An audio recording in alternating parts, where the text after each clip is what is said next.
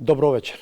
Продолжуваме во предизборен стил пред вториот круг од председателските и парламентарните избори закажани за 8 мај. Во ова издание на 360 степени ќе видите интервјуа со лидерите на двете најголеми политички партии и претенденти за премиерското место Христијан Мицкоски и Димитар Ковачевски. Почнуваме со председателот на ВМРО ДПМНЕ. Господине Мицкоски, добро вечер, добре дојдовте. Добро вечер и благодарам на поканата. Моето прво прашање би било зошто без да го почекате резултатот од 8 мај веќе ја избравте коалицијата Вреди за партнер во идна влада? Па не е дека ние не го почекавме резултатот. Резултатот на 24 април е јасен. Може би вистинското прашање зошто тие кои што упорно сакаат да бидат повторно во влада се само номинираат дека треба да бидат во влада и се само прогласуваат за победници. Јасен е исходот на 24 април, јасна е пораката на народот дека опозицијата треба да ја составува владата и ние конечно во Македонија мора да го напуштиме принципот на шведска маса во политиката. Не може сега една политичка партија да биде континуирано повеќе од 20 години, малку со едната, малку со другата и така цело време да манипулира со граѓаните и со гласачите. Ценеме дека треба да се даде шанса на опозицијата, бидејќи јасна е пораката на граѓаните. На 24 април гласовите што ги доби, да речеме, Силјановска Давкова, тоа се сите гласови на ВМРО ДПМНЕ или има по некој глас затоа што баш професорката била кандидат, да речеме? Точно, има и такви гласови. Не можете вие да кажете сега дали се тоа 100% гласови на ВМРО ДПМНЕ, дали може би некој од ВМРО ДПМНЕ не гласал или гласал за некој друг кандидат. Тоа е исто како сега од две шишиња вода да ставате во чашата и да речете до половината од едното шише, над половината од другото шише. Не може да се каже така и непристојно е така да се говори, но мислам дека јасна беше пораката на народот. Дури и гласовите кои што се освоени автономно, кои што еве не се дел од гласовите на ВМРО ДПМНЕ, се опозицијски гласови. Јас зборувам за гласови кои што се антивладини. Таму има многу малку гласови кои што ја поддржуваат владата, бидејќи тие би ги поддржале логично кандидатите на владата, тоа се Османи и Пендаровски. Ве слушам денувиве кога аргументирате зошто ја избирате Влен, а не Дуи или станува збор за две коалиции, практично Европски фронт се вика коалицијата предводена од Дуи, ги собирате гласовите на кандидатот на ВМРО ДПМНЕ и на кандидатот на Вреди од една страна и од друга страна на кандидатот поддржан од СДСМ и оној од Дуи. Сега моето прашање е зошто имате таков пристапот и да речеме Силјановска и Таравари не беа во коалиција во првиот круг или Османи и Пендаровски? Па не беа нити тие нити овие во коалиција, да, во право сте. Сам правилен е резонот, но ако ги поделиме на провладени и антивладени гласови, тогаш јасно е дека провладените гласачи, односно провладените гласови кои што се за кандидатите на провладените кандидати се поразени на избори. Значи има опозицијско расположение. Граѓаните во Македонија сакаат да видат влада која што ќе ја формира опозицијата. Па дури ако во поширок контекст се додадат и гласовите на кандидатите кои што исто така отпаднаа после првиот круг, а се представува како опозицијски кандидати, тогаш таа разлика ќе биде многу поголема. Таа разлика ќе биде можеби 2 пати, 3 пати спрема 1, ако се гледа провладините и антивладините гласови. Така што јасна е волјата на народот. Сепак Бујар Османи освои повеќе гласови од Армен Таравари. Зошто вие ја бирате Вреди, а не ја бирате другата коалиција? Ама јас кога што знам, Македонија е унитарна држава и не е бинационална држава, па сега ние да гледаме зошто овој, зошто тој. Јасен е принципот во демократијата, тој што ќе формира 61 пратеник, тој ја формира владата.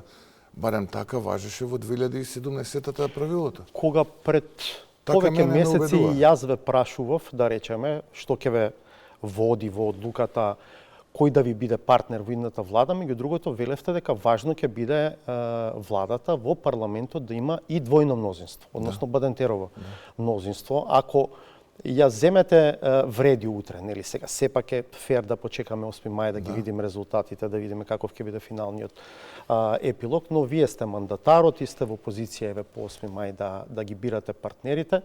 Дали со избор на вреди го доведувате во прашање тој принцип, да речеме да немате Бадентерово мнозинство во парламентот? Не. Мислам него убеден сум дека ќе имаме и мнозинство од 61 пратеник во парламентот, но и Бадентерово мнозинство.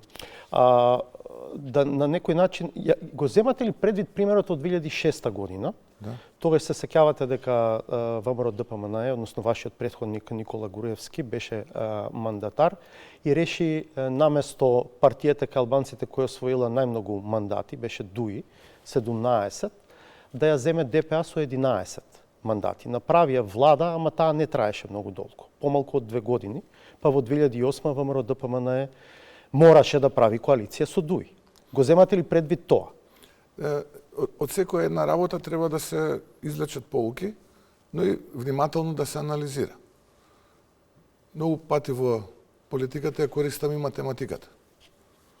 И сега ако повторно ја користиме математиката и направиме споредба што очекуваме дека ќе се случи сега и што се случи во 2006-та, ќе видите дека се различни работи.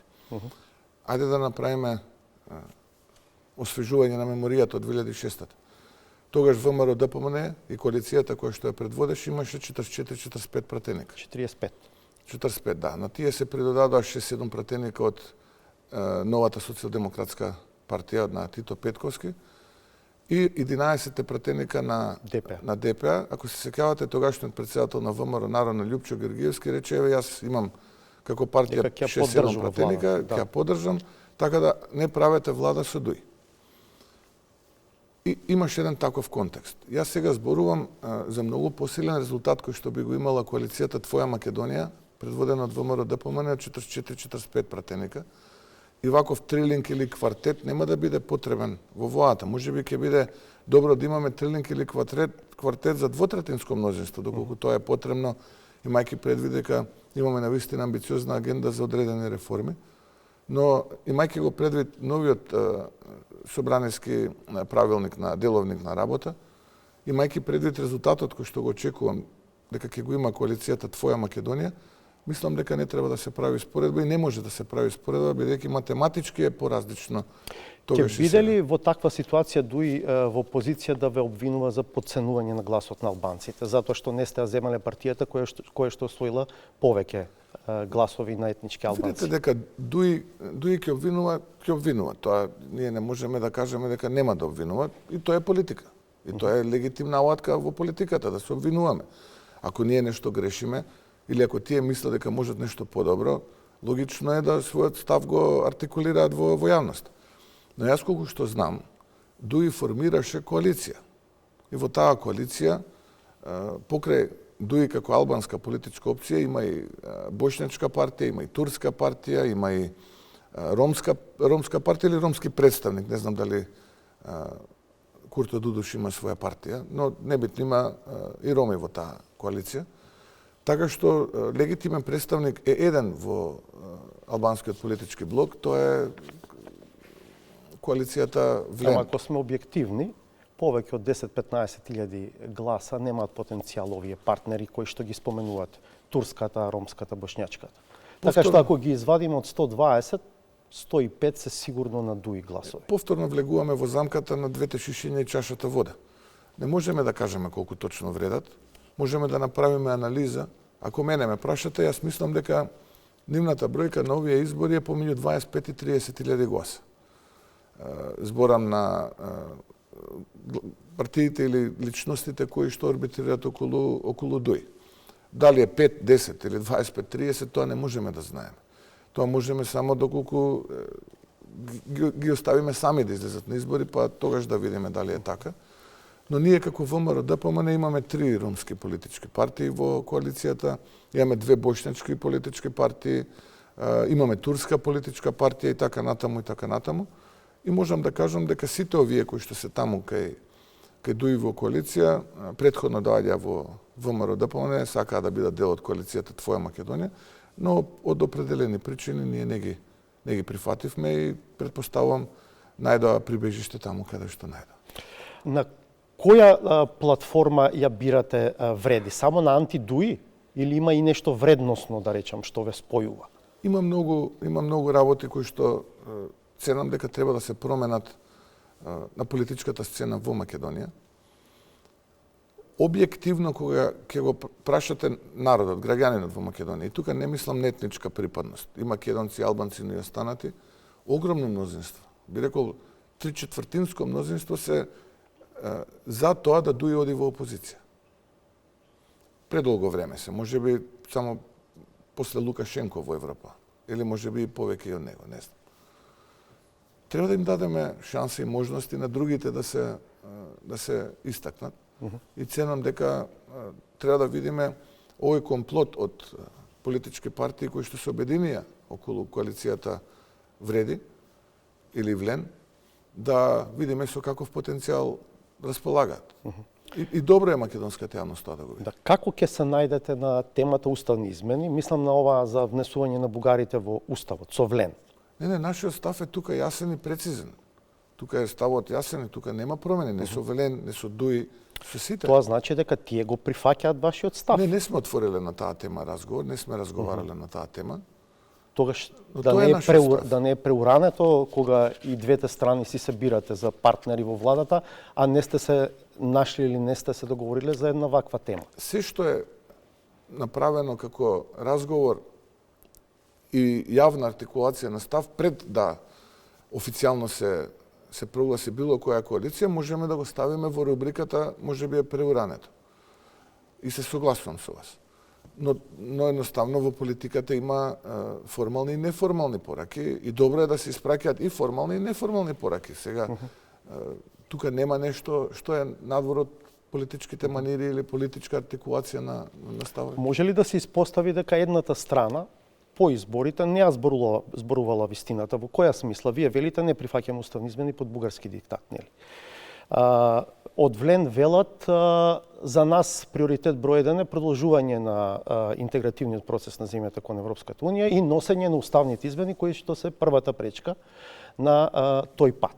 Сега, ако вие велите нашиот став е познат, тие велат за нас уставните измени се приоритет број 1, тогаш по избори ќе испадне дека некој не ја зборува вистината. Не, се е можно. Васко, видите, се е можно после изборите да се случи. Ние зборуваме кроз призма на дневна политика. Од денеска, како стојат работите, инаку после изборите, ако има таков услов, ние нема да го прифатиме тој услов, затоа што ние имаме јасна позиција поврзана со тој процес. Да, ние сме за продолжување на евроинтегративниот процес. Тука нема никој дилема. Тоа е во суштината, тоа е темелот на функционирањето на ВМРО ДПМН. Грешките се направени од страна на претходната влада. Ние немаме намера тие грешки да ги прифатиме, не ги игнорираме, бидејќи тие постојат, тука се во собата, но затоа сакаме да имаме многу појасна и попрецизна позиција по однос на тие евроинтегративни процеси, да видиме што во суштина има план за нас Европа, дали воопшто има план за нас Европа. Треба да бидеме појасни, затоа што вака е ова повторно магловито. Ако веќе Влен ја гледате како потенцијален партнер во идна влада по избори, дали разговарате и за поддршка на вашата кандидатка Гордана Силјановска-Давкова во вториот круг од изборите?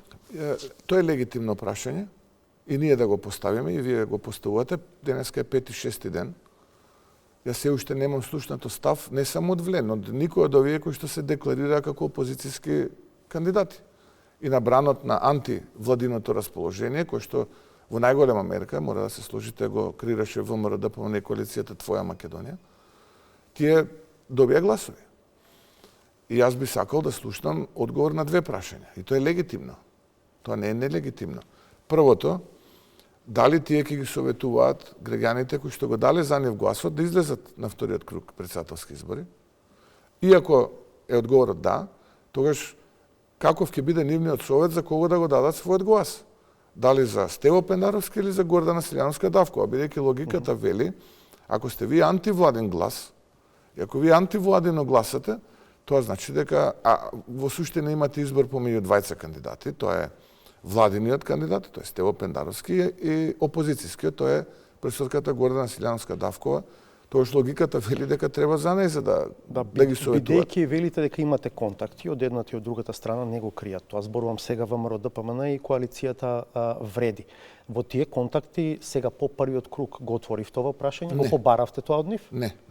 Јас тоа што имаме формална и неформална комуникација, формално го поставувам на митиците јавно како прашање. Зошто од нив не побаравте, а да речеме од знам побаравте? Не од сите, јас ако ги слушате внимателно моите говори, велам од сите оние кандидати кои што се представува како антивладени. Јас се повикувам на вашата изјава дека сте разговарале на телефон со Максим Димитриевски и дека очекувате од него да ги поддржи, да ја поддржи Силјановска Давкова. Такво беше прашањето од вашиот колега, дали имате контакт со Максим Димитриевски. Ако ми го поставя прашањето дали имате контакт со Билјана Ванковски, за тоа ќе дадев одговор. Или со Стефчо Јакимовски, или со Арбен Таравари, но прашањето такова беше, се однесуваше лично и персонално за Максим Димитриевски. Според вас постои ризик во вториот круг да не се достигне минимално потребната излезност од 40% на председателските избори? Не, мислам дека од ова што го добивам како информација од теренот, дека излезеноста ќе биде над 40% и дека ќе го имаме новиот председател на Македонија. Има некој субјект кој што според вас размислува, заговара такво сценарио, од јавните пораки не може тоа да се види? Па ако не сакаме да видиме. Добро. Например? Па јасен беше ставот на Демократската унија за интеграција, дека ако нема јасно да на нивното барање или уцена, би рекол, за избор на председател во парламентот со Бадинтер, тогаш тие ќе ги повикат нивните гласачи да не гласат на вториот круг председателски избори.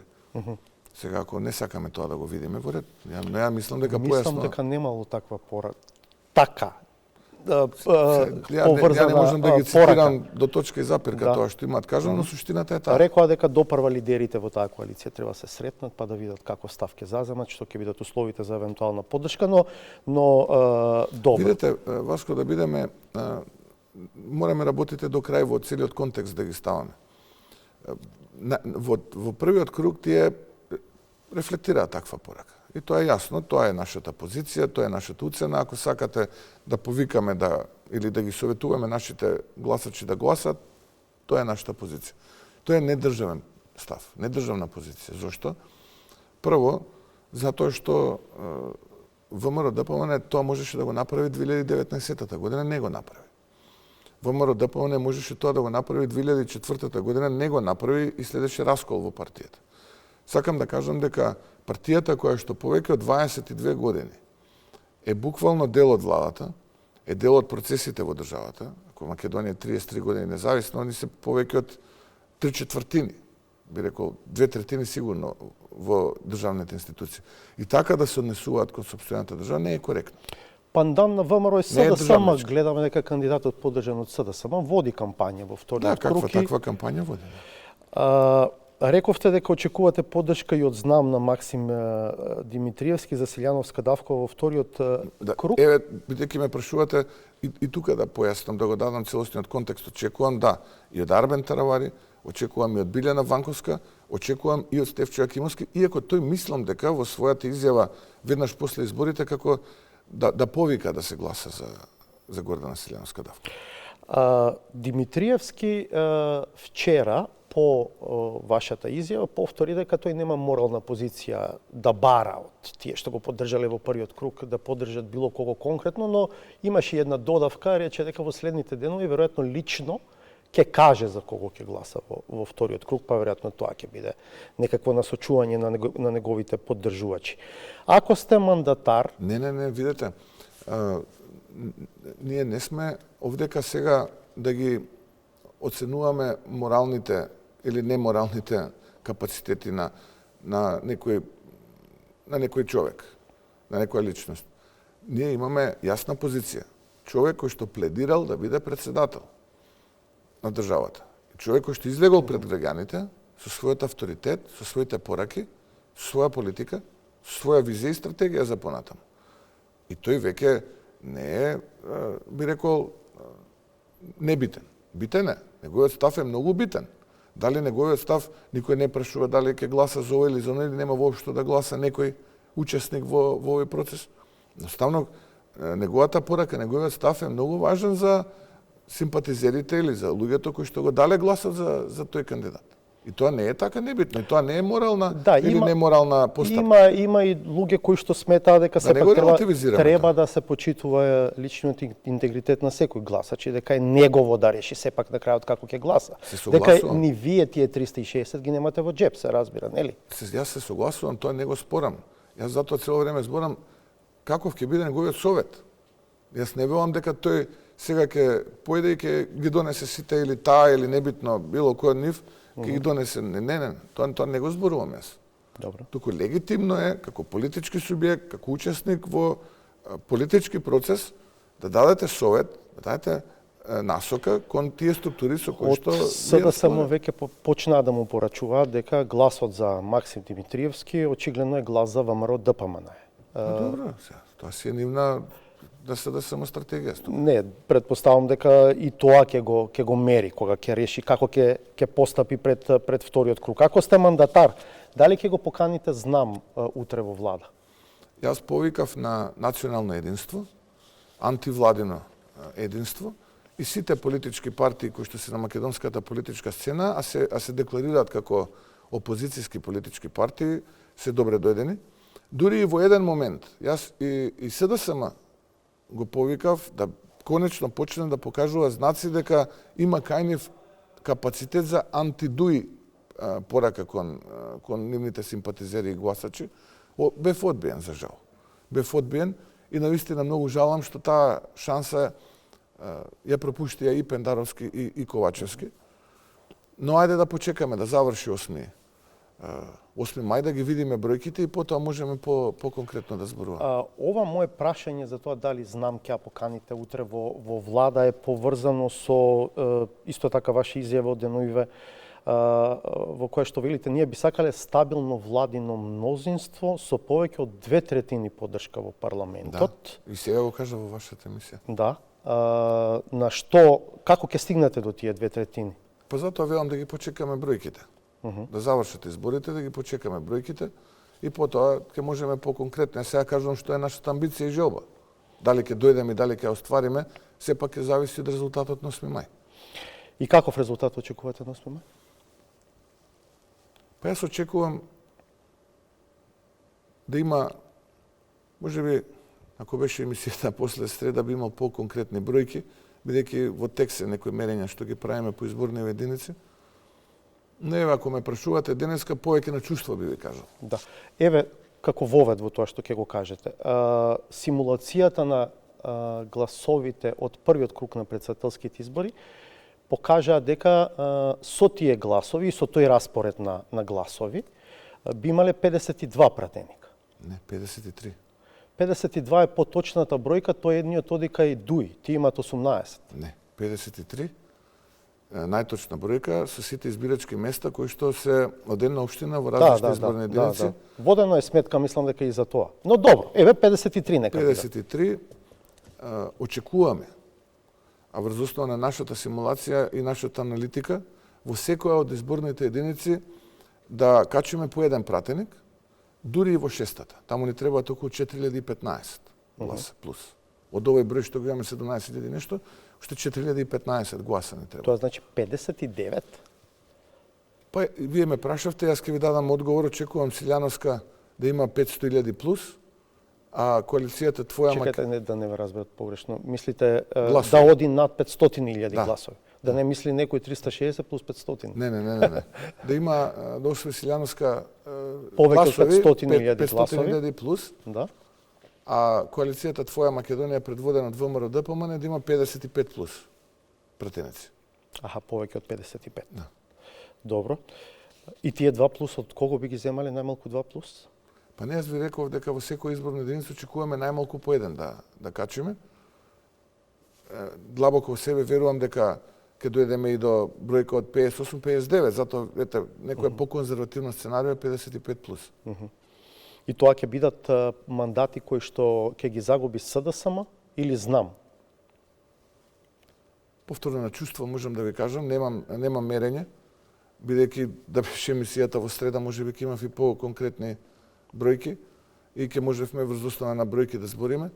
Мислам дека сите ќе загубат помалку, а мислам дека периодот му одговара на ВМРО ДПМН е повеќе, бидејќи онаму каде што е со сигурност посилно ВМРО ДПМН, тоа е диаспората и селениците, голем дел од нив најавија присуство за време на Христовото воскресение, празникот Великден дома овдека во Македонија и ќе останат до денот на гласање, до среда, и ќе можат да го остварат своето бирачко право. Една од темите на кои што растеше вашиот рейтинг во изминатиот период беше прашањето на широко распространетата корупција во земјава. Неспорно бројни корупцијски случаи се отворија, поврзани со првенци од власта. Колку сте сериозни во намерата, декларацијата дека ќе имате нулта толеранција за корупција, оти нели многу структури доаѓаат со такво ветување, таква заложба на власт, ама после кога си одат, гледаме дека не било така. Јас сега немам, видете, Васко, друга алатка освен зборот. И треба да се верува на зборот и желбата тоа да се направи. Ценам дека преку работата на градоначалниците и луѓето на во локалната самоуправа покажавме и докажавме дека повеќе од 2,5 години немаме ниту основано сомневање за било каков криминал или корупција и така натаму и така натаму. Дали е така? Можеби затоа што сепак фокусот беше на централната власт. Колку сте убеден, сигурен дека вашите градоначалници навистина работат така? Оти мала држава сме, мал град сме. Видете, се слуша. Ја не знам што се слуша и добро е тоа да се слушне погласно и најдобро е тоа што се слуша подопрен глас да дојде до институциите. Еве, ако до сега овие институции под ДУИ, под СДСМ не успевале да го слушнат тоа што се слуша и вие што го слушате, јас би ги повикал сите оние кои што слушаат такво нешто, да го донесат тој глас, да го слушнат и институциите кои што утре идната влада на ВМРО ДПМН ќе ги управува. Јас ви гарантирам дека ќе нема милост кон никого. Родена тој што ќе биде фатен, се разбира. За кој што ќе има докази сега. Ние не сме преки суд. Преки суд е завршен со времето на Политбирото и 46-та година. Јас зборувам за тоа кое што се темели на прекршување на закон. И ако има такви докази, но вие велите се слуша, тоа значи има глас кој што се слуша допрен и тоа може да дојде до истражните органи. Истражните органи тој допрен глас ќе го истражат, доколку има докази за такво нешто. Јас ви гарантирам дека родена сестра да ми ќе нема пардон. Тука нема пардон да има. Не затоа што сега многу силен се правам, па како што вие рековте, има многу политичари кои што доаѓале со таква амбиција и таква реторика, но за жал времето покажало дека или не успевале или пак се топеле во тоа сивило и тие продолжувале по тој пат. Јас сепак мислам дека сум поразличен од сите кои што биле луѓе кои што ја воделе оваа држава и владата во Македонија. Барем јас такво чувствувам за себе. Во тој дел, во програмата има еден сегмент во кој што зборувате, и тоа го зборувате и на митинзите, впрочем, проверка на имотот на судиите и нивните семејства. Велите, ќе спроведеме целосна проверка на имотот на судиите и нивните семејства со цел јасно одделување на честните од нечестните судии, но не кажувате како ќе го направите тоа. Не, ние многу јасно кажуваме дека ќе направиме проверка на сите граѓани. А во нив ќе бидат и овие. Со мечирање на неколку бази на податоци, меѓу кои што се управата за јавни приходи, катастарот, централниот регистар и така натаму, и да видиме дали приходите на некое физичко лице соодветствуваат со тоа со кое што тој располага. И јас одам чекор понатаму во таа порака, велам, еве, почнете од мене и од моето семејство. Да видиме Христијан Мицкоски во неговиот живот колку даноци уплатил, колкави приходи имал преку управата за јавни приходи, по сите основи. Дали е тоа приход по личен доход, дивиденда, некој друг тип на приход и така натаму, сето тоа управата за јавни приходи го евидентира. А што правиме со црното циркулирање на пари, на циркулирањето на црните пари? Тие кои што ќе не можат да го докажат ова, тогаш има важечки закон. 70% тоа се одданочува. Многу едноставно. Нема се чуваат многу пари во кеш. И Нека циркулираат пари во кеш. Видете, можно е да се чуваат и да циркулираат црни пари во кеш, но тоа се, како што вие велите, гласови кои што ние ги слушаме. Ние ќе видиме. Личност X, собственик на фирма X, има возен парк милиони, а е осигурен на 30.000 денари. Како? Како успеал тој да има возен парк од милиони, а осигурен е на 30.000 денари месечен Со приход? дивиденда од 2 милиони евра на крајот на годината. Точно, и тоа треба да се види во управата за јавни приходи. Тоа е легитимно и на тоа си има данок. 11,1% си има данок. Ако тоа го пратил, и тоа е потекло за да он располага со, но ако тоа не постои, а гледаме дека има... Како ќе обезбедите тоа да биде кредибилно? Тоа ми е прашањето. Оти памтиме процеси, да речеме, сега може би не е соодветна споредбата, но ете лустрацијата ќе ја спомнам. Да речеме, тој процес некако се претвори во гонење бабароги. Не, ова е емпирика, Васко, ова нема тука филозофија или што велите вие бркање бабароги во маго. Ова е емпирика. Просто е. Христијан Мицкоски влегле X пари, располага со имот X плюс 10%, X минус 10%, Y 10 пати повеќе од X. Момче, докажи од каде ова. Колку најавата за разрешување, Е, распуштање... многу едноставно. Голобрадо момче се стекнува со имот од десетици милиони евра во центарот на Скопје. Како го стекнал да видиме? Дали и легитимно е да го стекне? Поземил пари. Има богат вујко, чичко, дедо во Америка, Канада, Австралија, Европа некаде, па тој му дал пари. Се е тоа легитимно. Ја не кем никого однапред да осудам. Нели? Секој е невин додека не се докаже спротивното. Колку најавата за распуштање на судскиот совет може да биде ризикот ставање рака од нова политичка гарнитура врз тој совет? Не, ама не е таа идејата. Ја знам дека тоа сакате да кажете. Простите што ја упадна во зборот. зборот, бидејќи со многу соговорници. Нема сега ние ќе го распуштиме овој судски совет и ќе кажеме добро, овие двајца не чинат, сега ние ќе предложиме подобри двајца. Не, тоа немаме намера. Судиите, обвинителите сами нека се изберат. Знаете дека не пишува така во програмата. Јас ве слушам тоа дека го кажувате вие јавно, но го споредувам со тоа што го пишува во програмата. Во програмата пишува само распуштање, а не пишува како пишува дека ќе воведете нови критериуми за избор на оние што се на предлог на собранието и на шефот на државата. Толку пишува. Промена на законското решение сами нека си го изберат. Ние само ќе правиме оверсайт и ќе донесеме фиксен буџет на тие две тела визави... Тоа нели е ново? Оти сега имаме 8 мина, мнозинството во судскиот совет се 8 мина, кои што ги бираат самите суди. И гледаме како функционира се. Никако. Да, не функционира како што треба. Ама од времето не функционира. Од кога е направен судскиот совет, не функционира како што треба. Сега вие велите на тие 8 мина уште 5 мина да им дадеме они сами да си ги бираат. Сами нека се изберат 13 и ќе им кажеме имате буџет толков процент од БДП-то. Ама како тоа ќе биде гаранција дека тоа ќе функционира подобро? Затоа подобро? ние ќе си правиме оверсайт. Ќе си има комисија собраниска која што ќе прави оверсайт на работењето и во таа комисија ќе има и од опозицијата и од власта представници. И ќе вршиме оверсайт на работата на тоа тело. Немам намера да се мешам. Секое чепкање таму Брисел обично не го дочекува со отворени раце. Не е така. Немојте. Добро. Ова е тотална независност. И немојте да мислите дека со ова не сум комуницирал со представници на меѓународна заедница. Бидејќи сите велат политичко мешање. Сега не чинело политичко мешање. Сега не чинело сами да бирате. Па што чини? Кажете ми. Еве што е добро.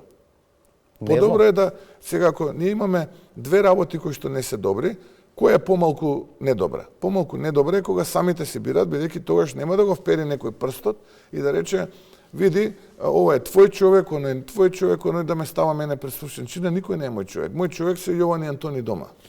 Ако досега се бирани по партиски клучеви главно или со партиски ургенции и влијанија? Не кам тоа да се случи. Не сакам тоа. Нема. Самите суди кои што досега се бирани со ургенции на партиите, сега треба да избират уште 5 члена на судскиот совет и тие 13 после да веруваме дека на кредибилен, ме разбирате, на кредибилен начин ќе ќе менаџираат со сферата. Да, тезата, сега вие разбрав, сакате да кажете дека меѓу судиите и обвинителите кои што би гласале, сепак има некои кои што по партиски клуч се поставени таму и можеби некој од партиите ќе им даде насока како да Тоа гласат. се и ваши изјави од изминатиот период. Вие разбирам тезата, да. Еве јас ќе ви дадам одговори на таа теза. Ако тие дозволат, имајќи предвид, еве јавно кажувам, таков тип на мешање во нивната одлука, тогаш тие се незрели луѓе. Еве јас им велам како иден, ако бидам јас тој, прв човек на владата. Секој го има мојот број, ве молам јавете ми се и кажете ми дали некој ве советува или некој ви кажува. Но немојте тука да ги исклучите и друг тип на центри на моќ. Не се само партиите. Тука има и други типови на центри на моќ, кои што исто така сакаат да имаат влијание во овие тела. И можеби на јавноста фокусот е на кривичните предмети, на овие кои што ние не ги гледаме практично, таму се носат многу важни одлуки за големи пари, за важни процеси и така натаму, и тие се под влијание на вакви центри за кои што зборувате, главно бизнис центри на моќ. Да, не само бизнис центри на моќ, има и други, но небитно. Сите, јас тоа велам. Еве, ја јавно ќе го кажам, тој ќе го повторам. Ве молам, нека биде тоа процес од вас, грасрут процес, од вас за вас. Ние ќе вршиме надзор, имаме право. И ќе ги поканам, ако јас бидам утре мандатар, ќе ги поканам од опозицијата во таа собраниска комисија, која што ќе прави надзор на работењето. И секоја година, ќе ви повторам, ќе си имаат независен буџет. Нема да зависат од ничија милост. Михајло Маневски ќе биде член на таа комисија. Малку сега на шеј. Сега да не. Да. Активен ли е тој кај вас во партијата? Па господинот, имам јас комуникација со господинот Маневски. Се допишуваме по некоја што зменуваме пораки, не го криеме тоа. Го гледа во некои јавни настапи со цели папки, анализи на предмети. Па добре, треба луѓето да се стимулираат да творат, нема тука ништо лошо, мислам, не треба. Сакам да кажам дека честна ни е намерата и еве тоа нека биде првата реформа, да го направиме обвинителството и судство за обвинителството и судство од обвинителството и судство. Еве, јас лично, јавно го повторувам ова, немам намера никому да му се мешам во одлуката и замолувам, ако некој се обиде да оствари политичко влијание, да ми се јава да ми кажат, јас гарантирам анонимност. Но и друг тип на влијание, еден вид на такво влијание има и ова што вие го кажавте, тоа е бизнес влијанието. Најголемиот проблем во Македонија е токму тоа што луѓето се чувствуваат незаштитени. Граѓанскиот ред. Перцепцијата е таква. Ако вие имате такво чувство и ако сте бизнисмен, вие не вложувате. Вие не се обидувате да го развивате својот бизнис. Ако вие не се развивате вашиот бизнис, тогаш стандардот паѓа бидејќи нема пари. И тогаш луѓето што прават? Разочарани, безидејни, обесхрабрени, нема визија, помалку пари си одат од овде, ни се празни државата. Мораме од таму да тргнеме. Инаку, џабе, за Бадиево јас зборувам, ова сега што го зборувам, ако тоа не го направиме. Затоа избрав за тоа да зборуваме.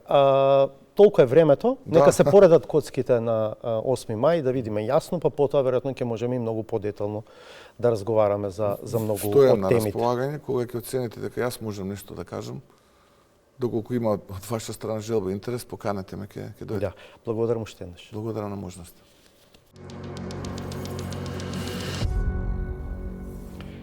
Емисијата ја продолжуваме со следниот соговорник, председателот на СДСМ и доскорошен премиер Димитар Ковачевски. Господине Ковачевски, добре дојдовте во 360 степен. Добро вечер, добро најдов. По резултатот од првиот круг на претседателските избори, деновиве ве слушам во настапите, ги повикувате граѓаните да размислат добро уште еднаш, велите, пред да се решат на 8 мај за кого ќе гласаат. Зошто мислите дека не размислиле добро на 24 април? Па гледате, прво, граѓаните го кажаа своето мислење на првиот круг на претседателските избори и пораката беше многу јасна, која што ја испратија до Социјалдемократскиот сојуз на Македонија и до претседателскиот кандидат Стево Пендаровски, дека постојат многубројни прашања со кои што тие не се согласувале и не се согласуваат во делот на водењето на државата. Меѓутоа, ние имаме многу јасна програма и многу јасна визија во однос на тоа каде треба државата да се движи, а тоа е во полноправно членство кон Европската унија. И заради тоа со оглед на различните концепти кои што се презентирани од наша страна и од страна на ВМРО ДПМН и нивната коалиција, велиме дека 8 мај всушност е датумот на кој што ќе се гласа и за парламентарните избори и кој што дефинитивно ќе го одреди правецот на едното движење на државата. Велите не гласајте против, гласајте за. Точно. Зошто? Затоа што гласањето за е единствено гласање кое што може да донесе подобра иднина, а гласањето против може да казни некого.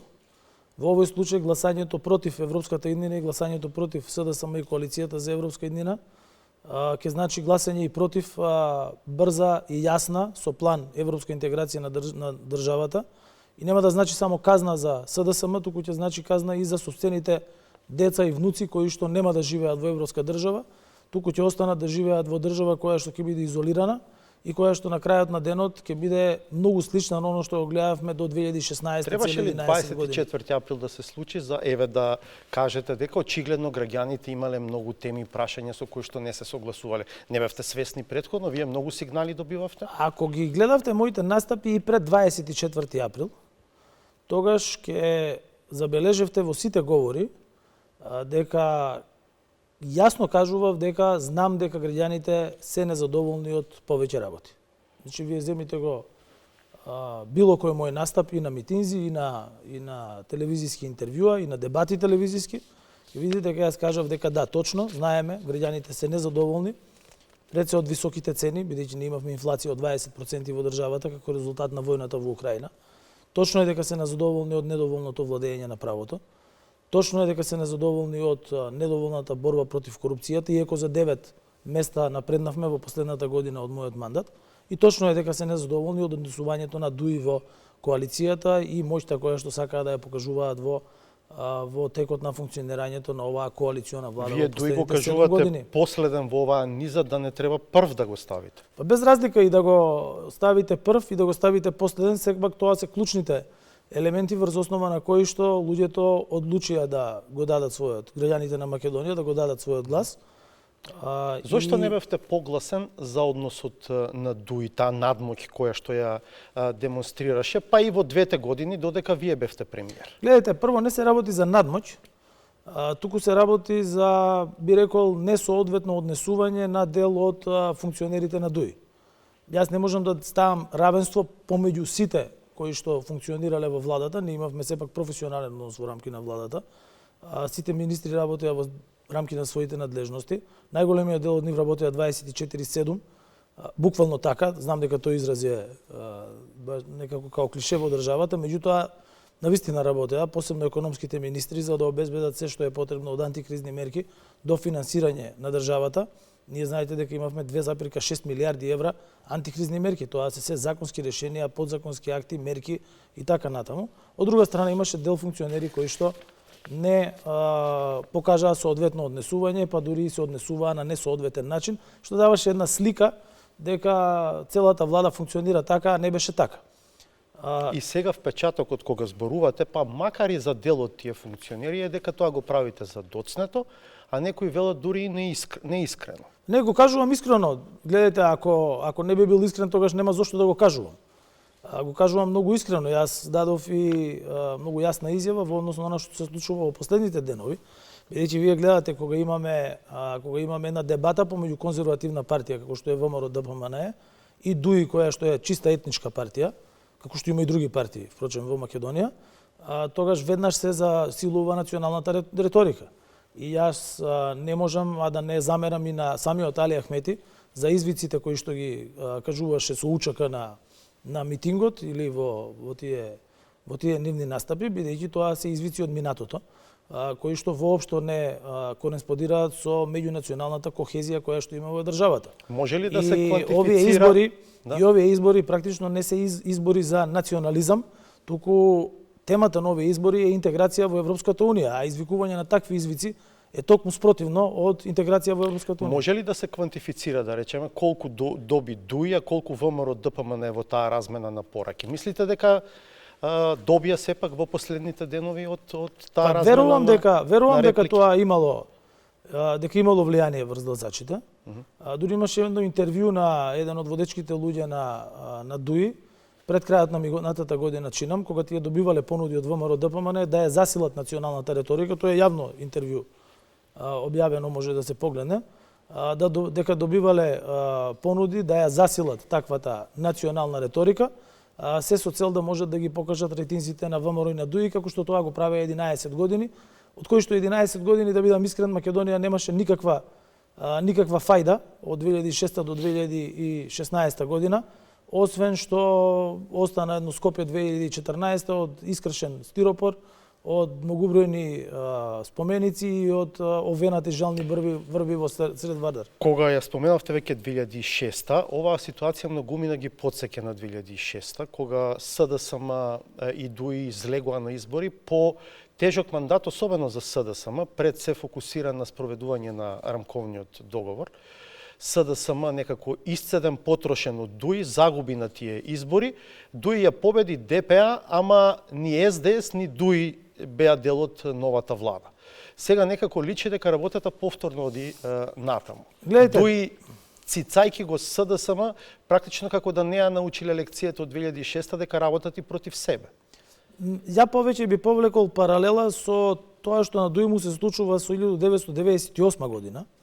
Изборите, бидејќи јас малку порано имам учествувано во избори, Ама не само ДУИ од не 2006. постои 98. Да, ама постои ПДП. Добро. И тогаш се случи нешто исто така многу слично. Меѓутоа, овде клучно е прашањето нешто друго. Вие знаете дека ние, и јас, и мојот претходник, и председателот на државата Пендаровски, многу пати имаме кажано дека носиме одлуки кои што се во интерес на граѓаните и на државата, не штедејќи го својот личен партиски рейтинг и кредибилитет. И тоа сме го докажале, затоа не можете да кажете дека не било кажано или било затосно докажано. Ако не беше Социјалдемократскиот сојуз на Македонија, Македонија прво немаше да биде демократска држава, бидејќи демократијата во Македонија ја врати СДСМ во 2016 година.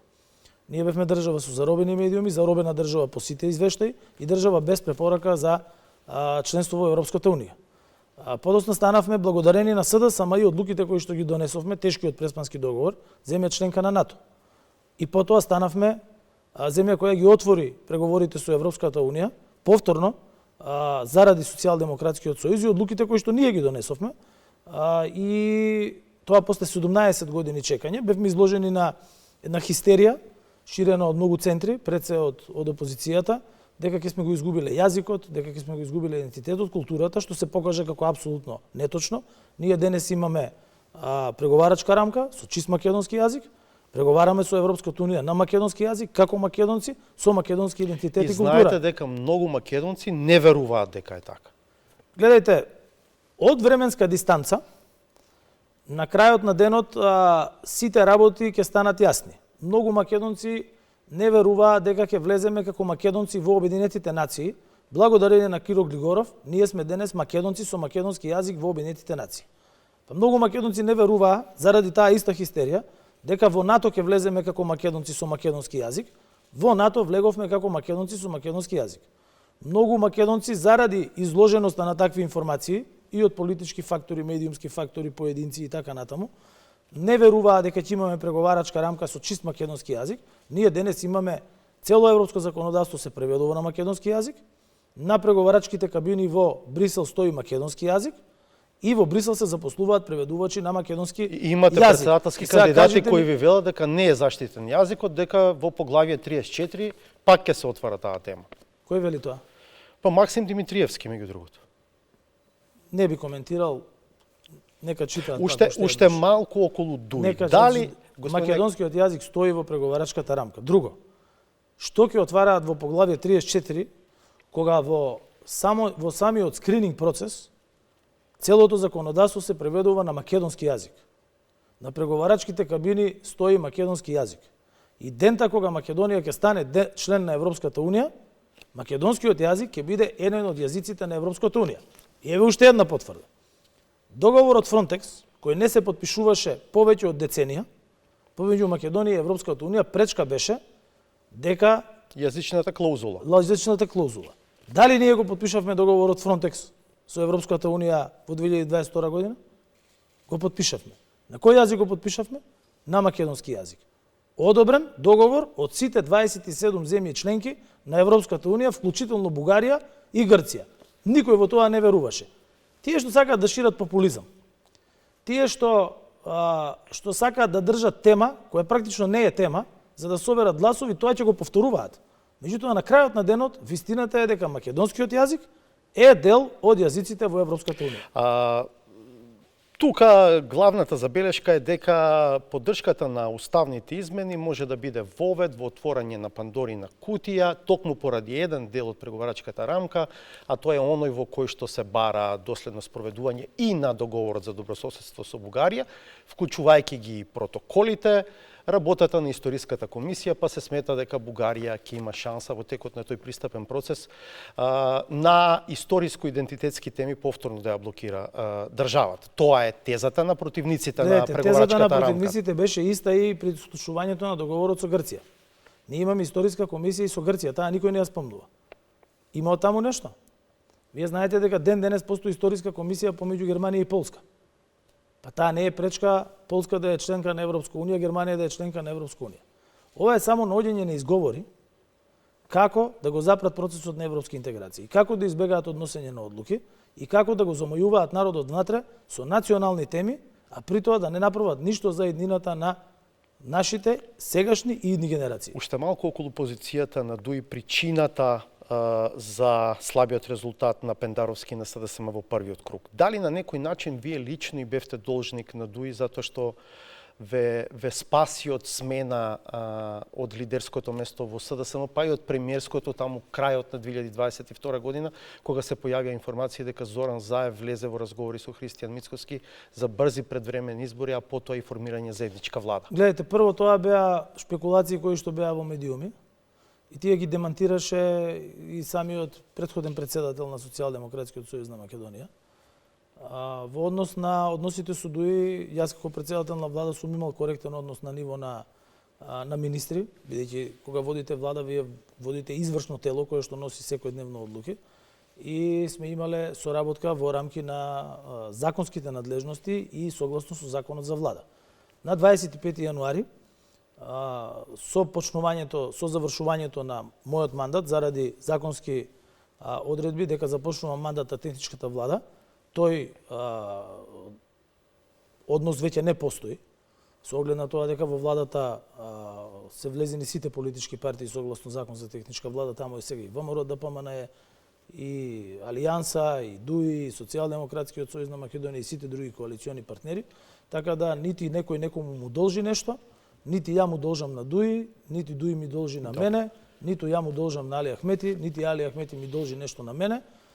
Сметам дека во изминатите 7 години беа направени и добри работи, пред се тука мислам на членството во НАТО, на отпочнувањето на преговорите со Европската Унија, на заштитата на животниот стандард на граѓаните во услови на огромна криза. Јас знам дека тоа не беше доволно, меѓутоа направивме се да се погрижиме да има изголемени пензии, да има изголемени плати, да не дозволиме зголемување на цената на електричната енергија и не дозволивме.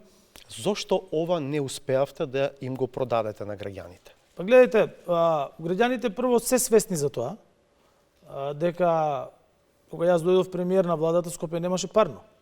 И Скопје немаше парно заради тоа што ВМРО ДПМН и нивната градоначалничка Данела Арсовска не ги интересираше дека Скопје ќе нема парно. И за тоа сведочи целата македонска јавност. На 16 јануари е избрана владата, на 17 имаше седница на влада на која што се одлучуваше и се реши проблемот со парното во Скопје.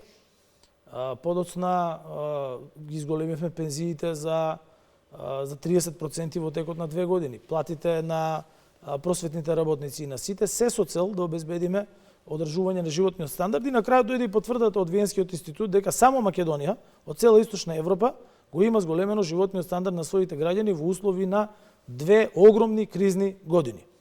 Граѓаните тоа го знаат, меѓутоа очигледно дека другите работи имале поголемо влијание врз нивното однесување. Ние сме свесни за грешките, дел кадровски грешки, однесувањето на дел од нашите кадри предложени во извршната власт на било кое ниво на функционирање, владењето на правото исто така има влијание. Корупцијата апсолутно.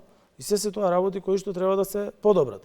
Затоа јас пред крајот на мандатот побарав и заедно со Европската Унија беше направена оценска мисија во судскиот совет и во делот на правосудниот систем и сите тие 40 мерки кои што се предложени се дел од програмата на Социјалдемократскиот сојуз на Македонија, наведени јасно, и уште една мерка, тоа е спроведување на ветинг, и тоа не само на судиите на обвинителите, туку и на сите избрани и именувани функционери во делот на потеклото на имотот.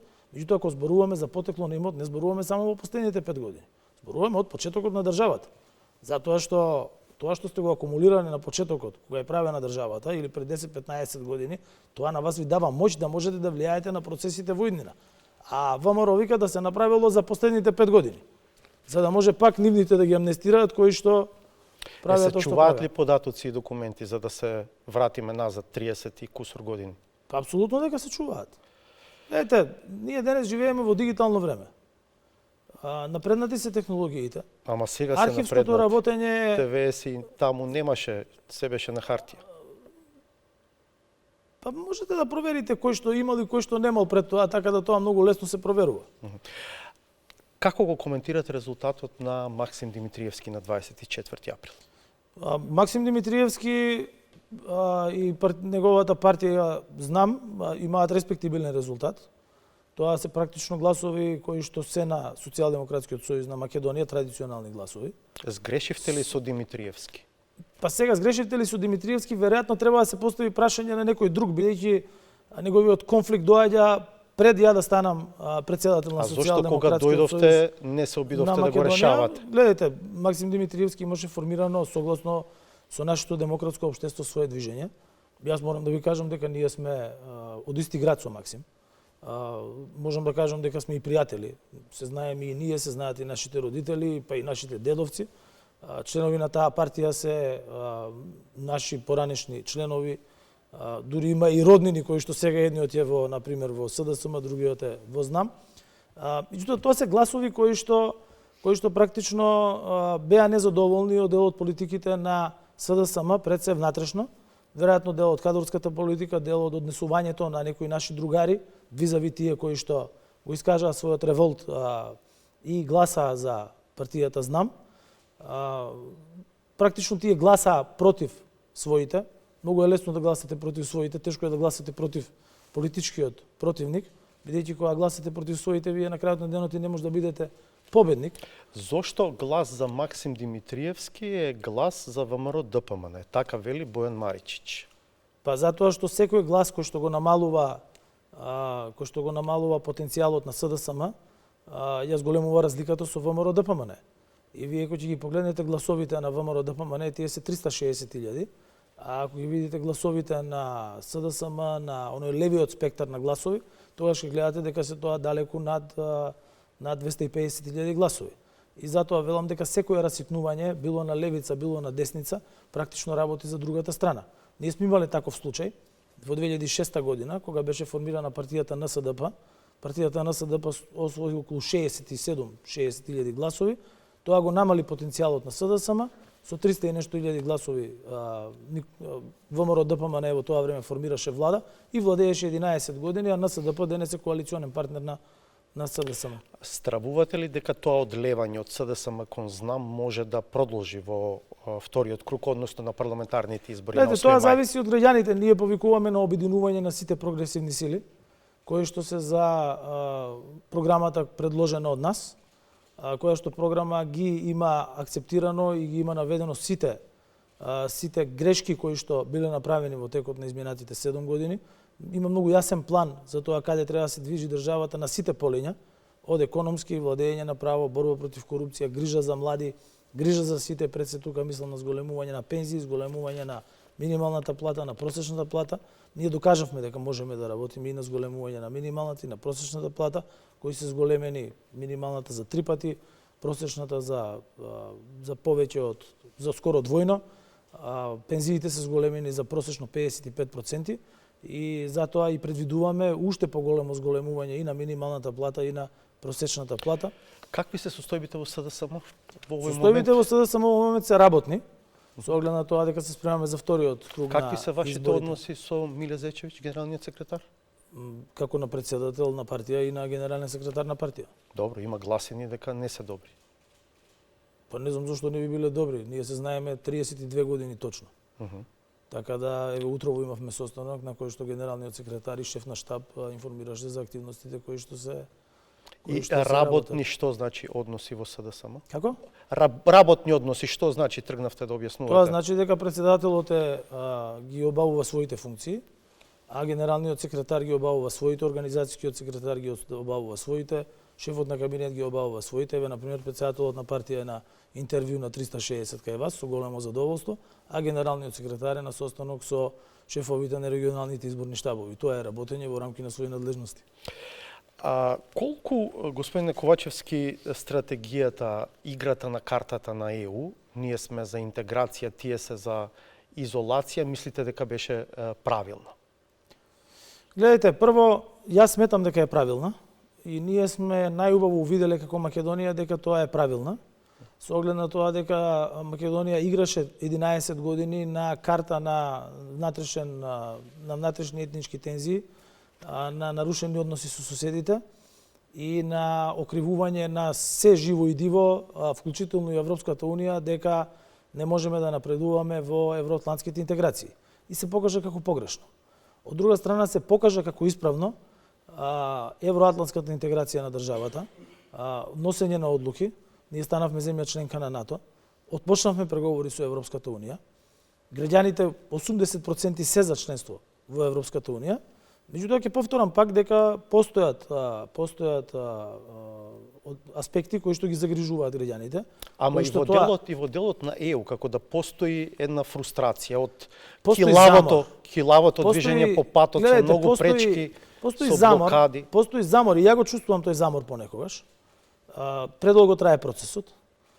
Предолго трае процесот заради тоа што ниту една друга држава земја, кандидат земја членка и која станала земја членка на Европска Унија, немала толку услови за гледајќи ги процентите од истражувањата на јавното мислење, во кое што особено кај етничките македонци имаше и се уште има огромен процент на оние што не го поддржуваат конкретно уставните измени во ваква атмосфера и контекст. Требаше ли малку да олабавите? Оти вие некако секој ден ја повторувавте темата уставни измени. Еве сега, еве утре ќе се случат.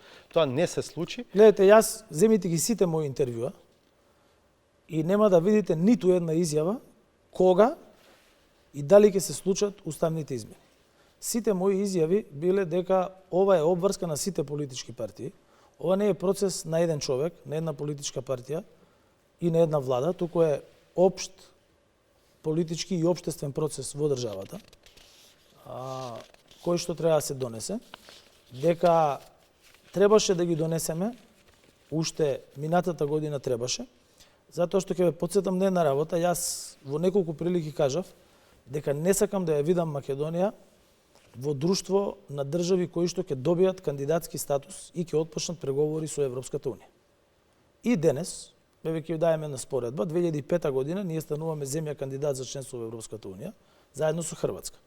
Хрватска ги носи сите потребни одлуки и станува земја членка, воведува евро и е дел од Шенген и денес наши млади одат да работат во Хрватска. Зошто? Бидејќи како членка на Европска Унија, таа има зголемен животен стандард, има зголемен број на компании и има многу подобри услови за работа и за живот.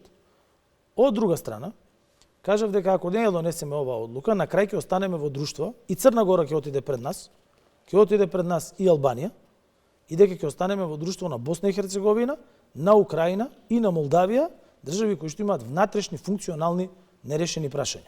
Гледајте, ние сега сме земја која што има преговори со Европската Унија, која што ги застанала заради неносење одлуки внатре, заради блокадата која што ја направи ВМРО, ДПМН, Левица и уште една политичка партија во собранието, заради неносење на амандманите на Уставот.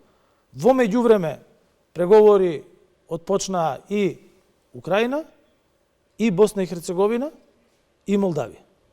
И сега ние сме во тоа друштво. Сме биле во друштво со Хрватска и сега заради ВМРО ние сме во друштво со овие држави. Ја на тоа предупредував. Ние сме сега во друштво на држава Украина која е во војна, која не контролира добар дел од својата територија.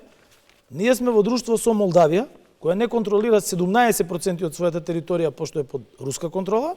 И ние сме во друштво со Босна и Херцеговина, која што нема еден председател, туку има колективно председателство. Јас кажав, не сакам да ја видам Македонија и нашите граѓани во такво друштво. Заради ВМРО се најдовме токму во такво друштво. Сега граѓаните имаат избор. Дали сакаат политичка опција со која што ќе продолжиме комполноправно членство во Европската унија до 2030 година, или ќе изберат политичка опција која што им дава некаква алтернатива со план кој што е тотално маглив, дека ќе оделе во Бугарија, ќе го репреговарале договорот, па ќе репреговарале преговарачка рамка за која што сите од Европска унија кажаа дека не може да се репреговара. Значи една лажна слика за тоа како треба да изгледаат европски интеграции, меѓутоа знаете како, граѓаните се суверен, нивниот глас е тој кој што одлучува.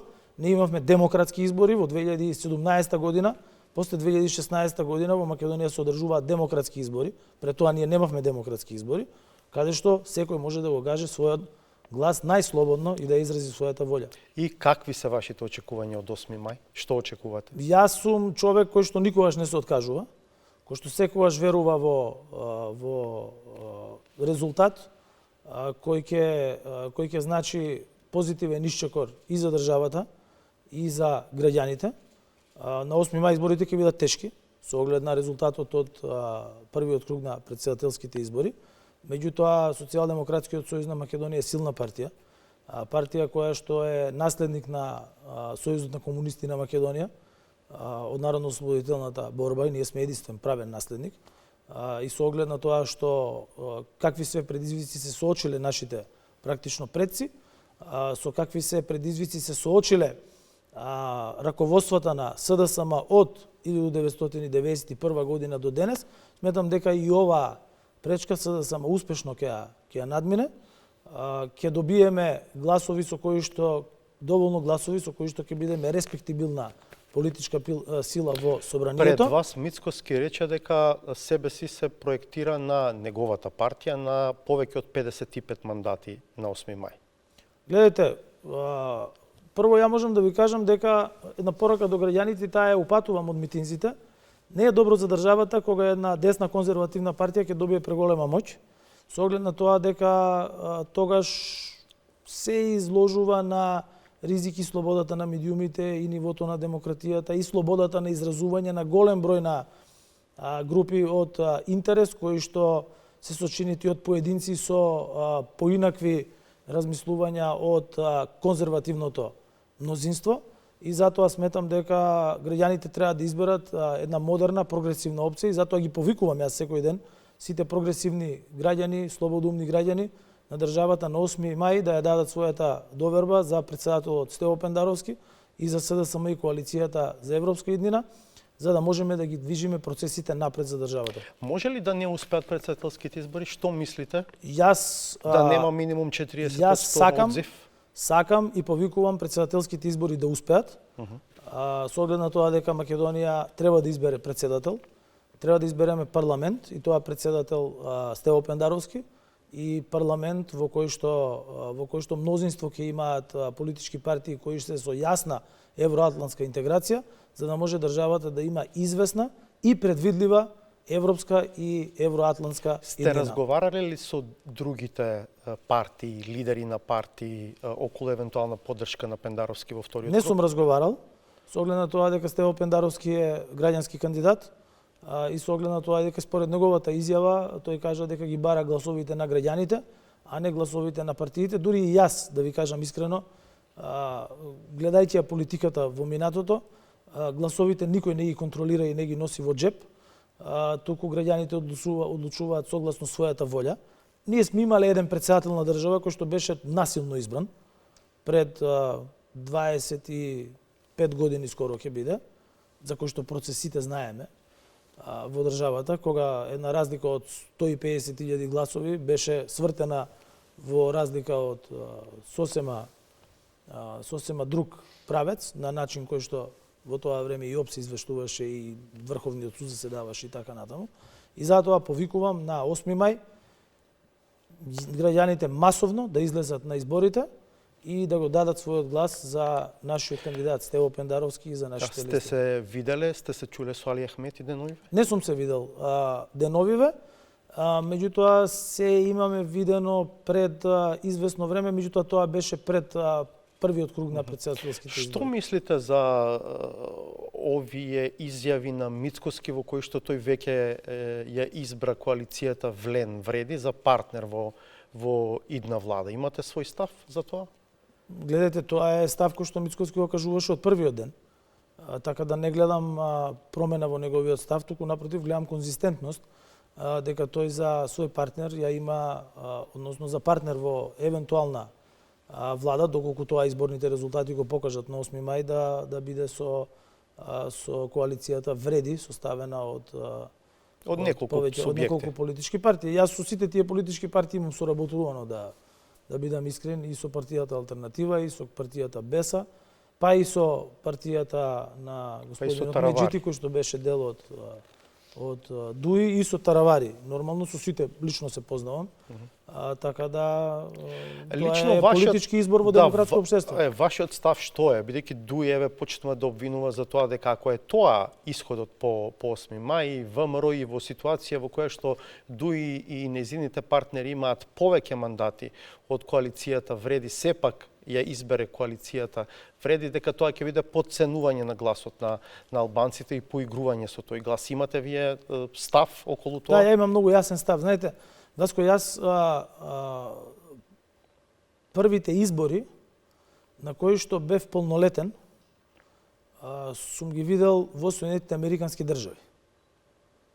И моето поимање на демократијата, бидејќи живеев тогаш во Соединетите Американски држави, кога имав, јас со 17 години бев во САД, на 18 години бев полнолетен, и тогаш видов како изгледаат за прв пат демократски избори. Тоа беа изборите кога Бил Клинтон станува претседател на Соединетите Американски држави.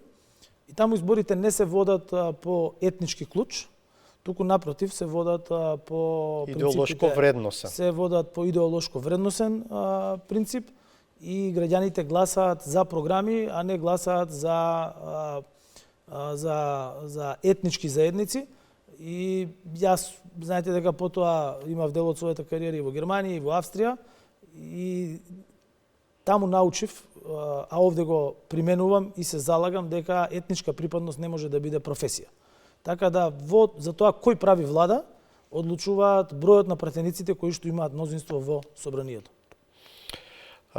Добро, имам едно лично прашање за вас. Ако СДСМ загуби и не е дел од идната влада, дали вие ќе останете пратеник во собранието? Да. Јас знаете, кога сте се кандидирале за пратеник, вие се кандидирате за пратеник за да ја промовирате програмата и да се залагате за програмата која што ја презентирате пред гласачите. Бидејќи ако тие што ќе изгубат на избори, тогаш значи дека треба сите да се повлечат од парламентот и да имате само една политичка партија.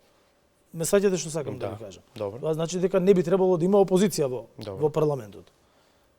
Така да сметам дека секој оној кој што е избран треба во собранието да ги презентира ставовите и определбите кои што пред изборите ги презентирал пред гласачите. Моето прашање повеќе во оваа смисла, бидејќи беше ако СДСМ изгуби и ако не сте дел од владата, дали ќе останете пратеник, во смисла на тоа дека веројатно тогаш би се поставило прашањето на одговорност на лидерот, така, низ внатрешните процедури кои што ги предвидува вашиот статут во партијата. Предпоставка е дека можеби СДСМ ќе има и нов лидер. Па во таа смисла, дали вашето присуство во парламентот може на некој начин да биде некаква пречка за новото лидерство? Гледайте, прво, во однос на одговорноста и во однос на процедурите во СДСМ, тие се многу јасно дефинирани во статутот и нема да се применат прв пат сега, туку ќе се применувани во минатото од 1991 година. После избори во СДСМ има отчетен конгрес на кој што точно се гледаат причините за резултатот, било да е тој позитивен, било да е негативен, и после тоа има обврска за избор на сите органи или реизбор на сите органи на партијата, зависно од резултатот, и потоа партијата продолжува со својата работа. Инаку јас сум во партијата од 1994 година и сум работел со сите претседатели на СДСМ, така да, како што јас сум ја имал нивната подршка, се разбира дека и сите идни председатели на СДСМ, бидејќи јас се уште се сметам себе си за млад, ќе имаат мојата поддршка и сите раководства на партијата. Така да во тој дел никој не треба да има грижа. СДСМ е единствена партија за разлика од ВМРО, каде што сите председатели се тука во Македонија живи и здрави, за разлика од ВМРО ДПМН, каде што нивните бивши председатели никој со никого не разговараат. Пак е многу ако, но ако СДСМ не победи и дојде Конгрес за отчет, дали вие би се бореле да останете лидер? Гледайте, прерано е да се зборува за тоа. Ние сме сега фокусирани на вториот круг на председателските избори и на парламентарните избори. Меѓутоа, секако дека на денот на изборите јас ќе излезам со многу јасна порака во однос на прво мојот личен став и во однос на тоа што мислам дека треба да се прави во однос на идните процедури согласно статут на Социјалдемократскиот сојуз на Македонија и секако во согласност со консултации со членовите на раководството. Така да за тој дел воопшто да се нема грижа, Социјалдемократскиот сојуз на Македонија е најдемократската партија во државата, а јас важам за еден голем демократ и легалист. Благодарам за овој разговор. Ви благодарам и на вас. До крајот одгледајте ја Саботажата на авторот Сречко Поповски. Од мене пријатно.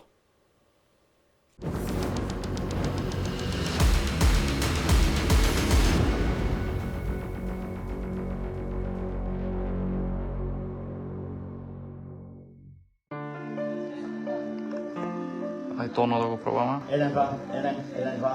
За некого тонот е одличен и врвен. За други бојата и фреквенциите не одговараат. Се е досетилото за слух, ама и до тоа за вид. Користењето на ушите и на очите треба предвид да го имаат поразените. Особено победниците оти ништо полесно не може да е подобно за персонификација од случките во природата. Најчесто они ловат во водата и они дојдат со влажни нозе, меѓутоа они се огромни птици и кога се спуштаат не можат да избалансираат точно, се спуштат на бандерата и се спуштаат на жиците. А таму горе се сите 4 жици на 4 фази и нулата. И доаѓа до краток спој и го убива на лице место. 1-2. Проблемите со звукот сепак зависат и од слушателот. Немините духови не може да се скротат, особено кога некој друг се обидува да им го лапне микрофонот, правејќи се поголем папа и од папата.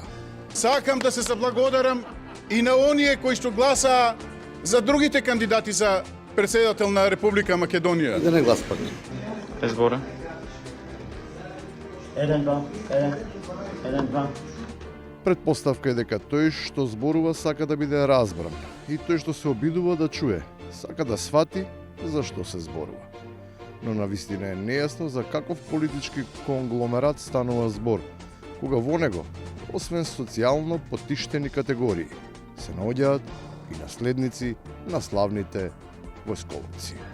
Фактички ние сега сме една коалиција во која што ќе настапиме со пензионерите, со обесправените од криминалната приватизација, со ветераните на ВМРО од 90-та година, со древните македонци преку ова Сдруженијето антички македонци. Само кажи потишина. Ајде малку. Може ли малку потишина? Shut down. Понекогаш треба ептен да се намали звукот од околината, за да се наслушне тоа што некој толку многу го мислел за да го изусти. Штом древните македонци се веќе во некоја друга битка, модерните патриоти се надеваат на пресмрт, кој на бојното поле веќе им го носат современите помагала. Компјутер, или они како кажуваат србите, рачунало на македонски ќе биде сметачка машина. И баш по таа некоја технологија пресметав дека Македонија нема иднина со овие досегашни партии и затоа сум меѓу првите иницијатори на Родина Македонија. Добро бе. Поштено, ама не е добро стој. И на крајот, кога во сред трка, ама во контрадикторност со најавената дискреција, се признава дека идеја водилка за учество на изборите е олимпиското мото. Инаку, меѓу нас, моето мислење, јас јавно го кажувам. Еве, јас бев кандидат за градоначалник, меѓутоа молев Бога да не бидам избран.